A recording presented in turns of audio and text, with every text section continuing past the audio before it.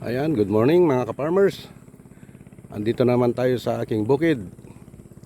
Ngayon, nagda-direct seeding tayo. Pero ito, imbakan ko ng tubig ito. At saka kasama yon, mamaya kukuligligin din yon. At imbakan ko ng tubig ito. So ito, tatamnan ko ito.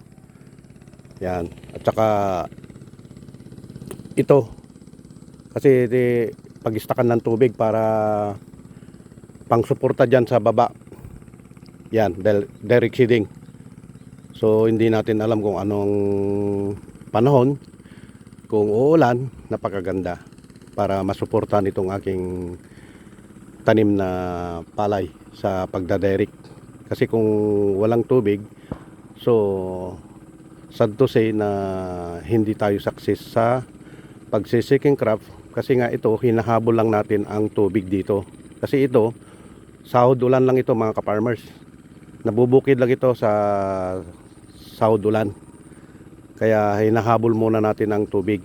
Medyo late na dahil hindi tinuloy ni Otol ang pagtatanim dito. So ako ang nagtuloy. So dinirect ko kaagad.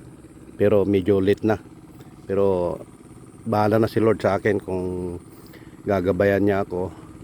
Hindi niya ako pababayaan. Napakabait ni Lord. Siguradong bibigyan niyo ako ng magandang ani. Ayan. Tingnan niyo mga ka-farmers. So pupunta tayo doon. Dahil yan na direct na yun. Yung nalang kinukuliglig doon ang hindi pa. Yung dalawang pinitak.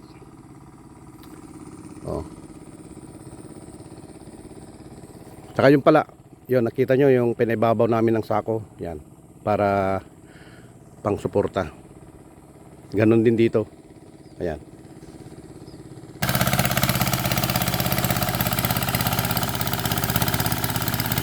Medyo hirap nilang kuligligin kasi nga medyo dry eh. Kulang sa tubig eh. Ayan. So, ang sabi ko, di bali mapinas na ng konti. Total, direct seeding naman. Okay na yon. Hindi na yung pinong-pino na gaya nito. Ito. Dahil kulang na sa tubig.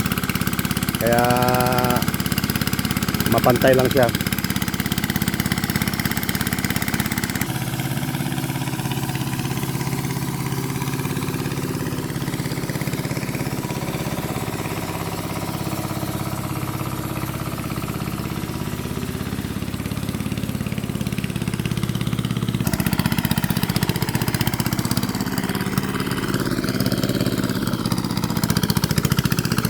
Ito hindi na pwedeng ano kasi hindi na traktor ng aking bayaw eh.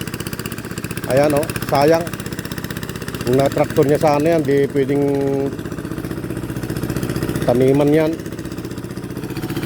Ang kaso natakot dahil sabi malambot doon eh. Kaya hindi na niya binalikan eh. Pero dito matigas oh.